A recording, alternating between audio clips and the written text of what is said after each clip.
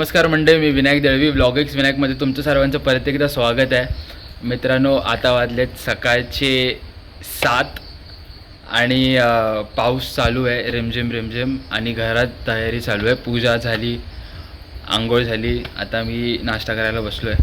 तर मस्त थंड वातावरण आहे सगळं आणि नाश्त्याला आज आहे मॅगी आणि चाय आणि पाऊस. तर बघूया, नाश्ता करून घेऊया पहिल्यांदा आणि नंतर बघूया दिवसभरात काय काय कामं आहेत. ती भटजी काका येतील, त्यांना 8चा टायमिंग दिलेला त्यांनी आम्हाला, तर ते 8 वाजेपर्यंत येईल. तर तोपर्यंत आपल्याकडे फ्री टाईम आहे, नंतर आपण कामाला लागू.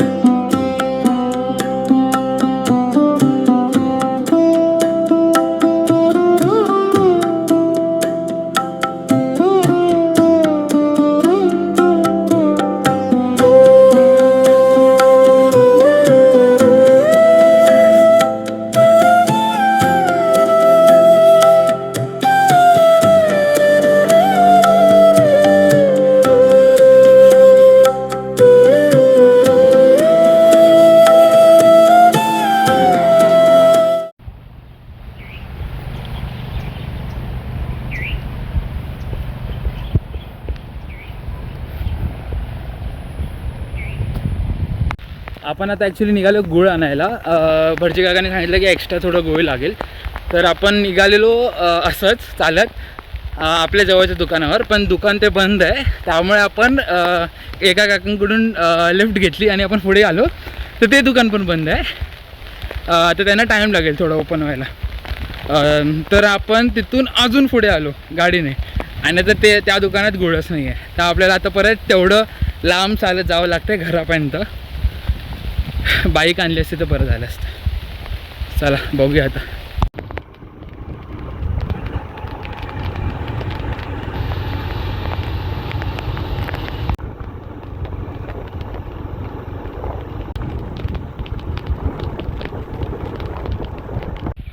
तर फायनली आलो. अरे बापरे, केस बघ कसे झालेत चतुरनार. तर फायनली आलो आपण. मामाने सोडलं. आपण आता परत काल जिकडे गेलो ना त्या दुकानावर गेलेलो आपण परत. तर आता आणलं फायनली. हां, नाही म्हणजे मला हे विचारायचं होतं की आपण जे ब्राह्मण भोजनाने करतो, तर म्हणजे आता ही पिढी आहे, म्हणजे माझ्या पप्पांची किंवा त्यांच्या पप्पांची, अशी म्हणजे तुमची पिढी. तर तुम्हाला तुमच्या वडिलांकडून, त्यांना त्यांच्या वडिलांकडून कळलं की असं ही पूजा करायची असते. पण जी आमची पिढी आहे किंवा आमच्या नंतरची जी पिढी जी येणार आहे, सो त्यांना फक्त सांगितलेलं की ब्राह्मण भोजन करायचं आहे किंवा भट वाढायचं किंवा होम करायचं आहे, एवढ्यावर त्यांचं भागत नाही. म्हणजे ते आमचा पहिला प्रश्न असा असतो की का करायचं. तर ते शंकेचं निरसन जोपर्यंत होत नाही ना, तोपर्यंत असं असतं की ती लोक रेडी होत नाहीत. म्हणजे आमचं असं असतं की हे का करायचं. मग हे का करायचं असं. तर मग मला तुम्हाला हे विचारायचं की समजा आता आपण ब्राह्मण भोजन करतो आहे, चालू आहे. तर आपण हे ब्राह्मण भोजन करतो आहे ना, तर त्याच्या मागचं कारण काय. म्हणजे जे आपले कोकणातले जे असते, कोकणातले जे जेनझी एक टर्म आला आहे. So after 96 right. सो 96च्या नंतर त्यांचा बर्थ आहे ना, ते जेनजी. त्याच्या पाठी आम्ही आहोत मिलेनियर. नावं पडलेली आहेत प्रत्येक पिढी. तर त्यांचं असं आहे की का करायचं, त्यांना रिझन पाहिजे असतं. ब्राह्मण भोजन ही प्रथा अशी पडलेली आहे की प्रत्येक पिढीला आपला जो कुळाचार आहे, कुळाचार म्हणजे काय, आपली कुलदेवता कोण, आपलं गोत्र काय, आपल्या कुळाचारात कोणत्या प्रकारचे सण होतात वर्षभरामध्ये, प्रत्येकाच्या समाजानुसार वेगवेगळ्या कुळाचाराच्या पद्धती आहेत. तुमचं आता गोत्र समजा कश्यप गोत्र आहे, कौशिक गोत्र आहे, पाराशर गोत्र आहे, अत्री गोत्र आहे, वसिष्ठ गोत्र आहे, विश्वामित्र गोत्र आहे. या ऋषींच्या कुळात तुमचा जन्म झाला, जे काय पूर्वी ऋषी होऊन गेले. तिथून सांस्कृतिक वारसा तिथून सुरुवात झाली, किंवा जे वैदिक ज्ञान आहे ते ज्ञान तुमच्यापर्यंत आणून देण्याचं काम ऋषीमुनींनी केलेलं आहे. बरोबर. वेद हे अपौरुषेय आहे, म्हणजे ध्यानामध्ये ऋषींना सुचलेला जो काय दृष्टांत झालेला आहे ते म्हणजे वेद. मग ते वेद त्यांनी प्रत्यक्ष लिहून ठेवले. ध्यानात जे त्यांना दिसले किंवा एक जशी आपल्याला स्वप्न अवस्था असते ते तर आपल्याला जे काय दिसतं तसं त्यांना जे दिसतं ते त्यांनी भुर्जपत्रावर नंतर लिहून ठेवलं.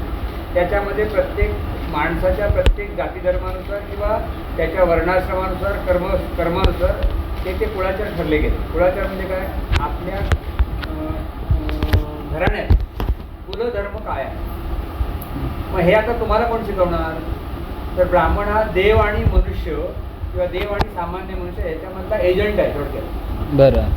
तो शिकवतो तुम्हाला की हे बघा दळवी, तुमचा कुळाचार हा असा आहे, तुम्ही हे सण साजरे केले पाहिजे, हे तुमचे वार्षिक कुळाचाराचे हे तुम्ही ह्या गोष्टी पाळल्या पाहिजे किंवा या गोष्टी तुम्ही आचरणात आणल्या पाहिजे. हे तुम्हाला सांगण्यासाठी निमित्त ब्राह्मण भोजन. ओके. ब्राह्मण तुमच्याकडे जेवत नाही, मग त्याला जेवण करत नाही, तुम्ही जेवण करा, आम्हाला तुमच्या हातचा प्रसाद म्हणून द्या. आणि एक घरामधली निगेटिव्ह एनर्जी सगळी निघून जावी, पॉझिटिव्ह एनर्जी तयार व्हावी. बरं. हा उद्देश आहे. ब्राह्मणाने येऊन एक 50-100 लोकांचं जेवण करायचं म्हणजे ब्राह्मण भोजन नव्हे. ब्राह्मणाने येऊन तुमच्या घराण्याला, तुमच्या घरातल्या माणसांना जे काय कुळाचाराचं ज्ञान आहे ते तुमच्यापर्यंत पोचवायचं. बरोबर. आणि त्याचं तुम्ही जर आचरण केलात, कुलधर्माचं आचरण केलात, तर तो वारसा, सांस्कृतिक वारसा आहे तो पिढ्यानपिढ्या पुढे संक्रमित होईल. बरोबर. कारण तुम्ही आता जेनजी म्हणजे तुम्ही शहरात राहणारे लोक आहेत, तुम्हाला याच्यातलं काही माहिती नाही, बरोबर ना. म्हणजे बारीक सारीक खूप गोष्टी आहेत, प्रत्येक गोष्टीला तुमच्याकडनं प्रश्न येणार की हे का करायचं. बरोबर. का करायचं मधली पिढी विचारत नव्हती का करायचं. त्यांना थोडंसं माहीत पण होतं किंवा थोडंसं त्यांना एक हे वाटत असेल कसं विचार कसं विचारायचं. आता नाही, आता तुमची क्युरियोसिटी जास्त आहे. बरोबर. हां, हे का, प्रत्येक गोष्टीला सायंटिफिक रिझन लागतं तुम्हाला. ते असं थातूरमातूर किंवा अंधश्रद्धेचं असं चालत नाही. राईट. प्रत्येक गोष्टीच्या पाठीमागे बॅकग्राऊंडला काय पार्श्वभूमी, ब्राह्मण भोजनच्या पाठी हीच पार्श्वभूमी आहे की कुळाचाराचा जो धर्म आहे, कुळाचाराचे रीतिरिवाज जे आहेत, त्या परंपरा आहे, जी सांस्कृतिक परंपरा आहे ती पुढच्या पिढीला संक्रमित केली जाते, सांगितली जाते, प्रबोधन केलं जातं. आणि त्याच्यातून तुमची पिढी ते कुळाचार जर चालवला तर आत्तापर्यंत जसं काही चालू आहे, आता बारीक सारीक गोष्टी पुस्तकात लिहिल्या नाही. कोणाला पाय जर आपल्याला लागला तर आपण त्याला नमस्कार करतोय, कुठल्याही पुस्तकात लिहिलेलं नाही. बरोबर. नाही, पण हे शिकवलं जातं आपोआप कुळाचारातून. बरोबर. बऱ्याच गोष्टी आहेत. आई वडिलांना रिस्पेक्ट द्यावा. आई वडील उंच स्थानी बसलेले आहेत तर आपण त्यांच्यापेक्षा अजून उंच स्थानी बसू नये. अशा बारीक सारीक खूप गोष्टी आहेत, एक नाही दोन नाही, म्हणजे सांगून संपणार नाही एवढ्या गोष्टी आहेत. तर या सगळ्या गोष्टी आपोआप एका पिढीकडून दुसऱ्या पिढीकडे संक्रमित होतात आणि त्याच्यातून आपली जी काय धर्मव्यवस्था किंवा कुळाचार व्यवस्था ही व्यवस्थित रीतीने चालते. ओके. नुसतं ब्राह्मण भोजनच नाही, असे सगळे जे काय धार्मिक सण आहेत आपले, कुठलाही असो, होम हवन असेल, सत्यनारायण पूजा असेल, ब्राह्मण भोजन असेल, नवरात्र असेल, गुढीपाडवा असेल, नागपंचमी असेल, हे सगळे सण, दसरा असेल, हे सगळ्या सणांना हेच शिकवलं जातं. प्रत्येक सणाला ब्राह्मण तुमच्याकडे येईलच असं नाही, पण तो जेव्हा सांगून जातो हे असं करा, तेव्हा तुमची कुठेतरी मागची पिढी असते ती तुम्हाला सांगते. मग मागच्या पिढीने सांगितलेलं नवीन पिढीला पटेलच असं नाही. बरोबर. जनरेशन गॅप हा फार महत्त्वाचा आता इश्यू आहे. ते सांगण्याचं काम आम्ही करतो, म्हणजे ब्राह्मण करतो. बरोबर. थँक्यू.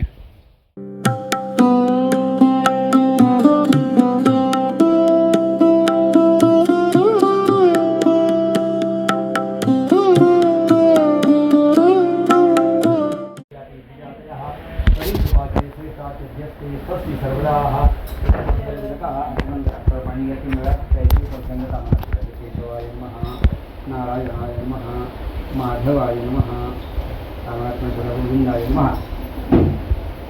केशवाय नमः, नारायणाय नमः, माधवाय नमः, गोविंदाय नमः, विष्णवे नमः, विष्णवे नमः, विष्णवे नमः. सर्व कार्य प्रसिद्धय वीक्षितार्थ सिद्ध्यर्थ पूजितय सुरासुरैः सर्व विघ्नस्तस्मै गणाधिपतये प्रयत्ते भुवनेश्वरा देवाः सिद्धिं ब्रह्मेश आनंदनागरः श्रीगणपतो महापुरुष श्रीश्वरप्रवर्तमानस्य ब्रह्मण्डविद्यावरावे श्रीश्वेतवाराहते कलियुगे जम्बुद्वीपे भरतवर्षे भरतखंडे दंडकारण्ये रामक्षेत्रे बौद्धावतारे देशोगोदावरी हा शालिवाहन शिखे पराभव नाम संवत्सरांग धर्भूतं तिथे विष्णु नक्षत्र करणं प्रकरण देवांना विशेष त्यामुळे शुभपुण्य हो मम म्हणा मम आत्मना हा श्रुतिस्मृतिपुराणोत्तर प्राप्यतं गोत्राचं नाव आहे वसिष्ठ अस्माकं सकुटुंबानां सपरिवाराणां दीर्घजसुरसहितानां क्षेमस्थैर्य अभय आयुरारोग्य ऐश्वर्य प्राप्त्यर्थं सकलं वासिष्ठ गोत्रोत्पन्नं तुमचं नाव घ्या विलास विलास नाम हा यजमानस्य गृहस्वामी कुलदेवता प्रीत्यर्थं उत्तर पाणी घेऊन तांबडत पाणी सोडा ब्राह्मण भोजनं करिष्ये तत्रा ध्यायाम्यावाह्याम्यावानार्थे आसनार्थे अक्षरं समर्पयामि थोडं पाणी घालवते महागणपती देवतांना पाद्यं समर्पयामि लागला महागणपती देवतांना सुप्रतिष्ठितमस्तु सुमुहूर्तमस्तु आसनस्थाने अक्षरं समर्पयामि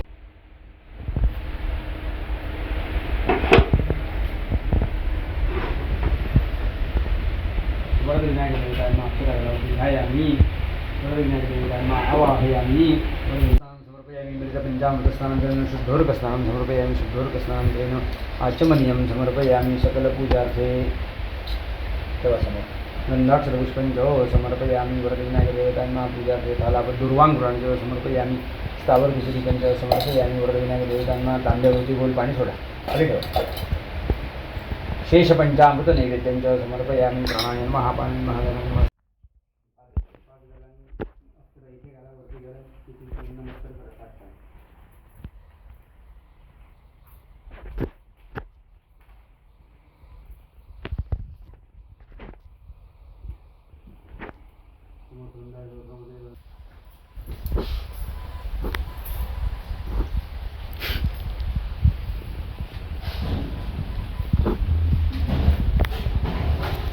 कापूर काय कापूर काय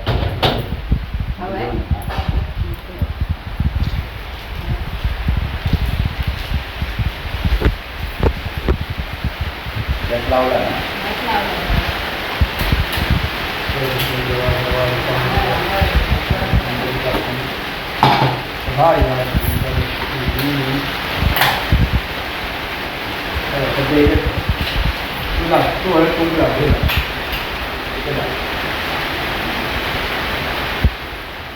नारायण देवता नमो नमः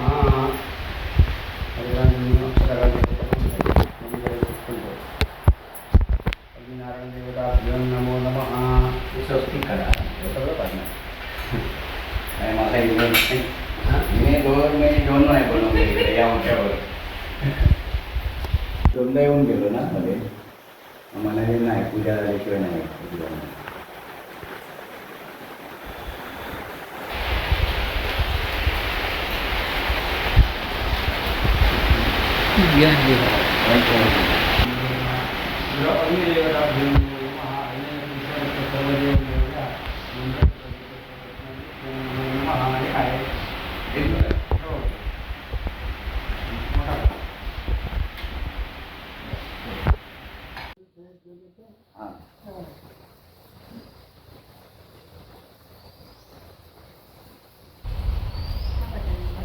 म्हणून नवीन मुलांची जी क्युरियासिटी वाढते ना त्याची कारणं आहेत काका मगाशी तुम्ही बोललात ना तेच बरोबर आहे माहिती हां ताट आहे ना कसे करून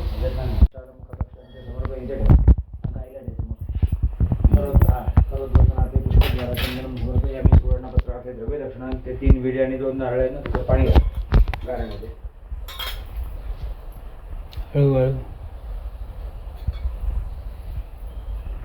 इदं फलमया देव स्थापितं पुरतस्तवते निमिषफला वाक्यर्भवेत जन्मनि जन्मनि फलेन फलितं सर्वं दैलोक्यं दरिद्राजरो तस्मात् फलप्रदानेन सफलाश्च मनोरथाः सांगूया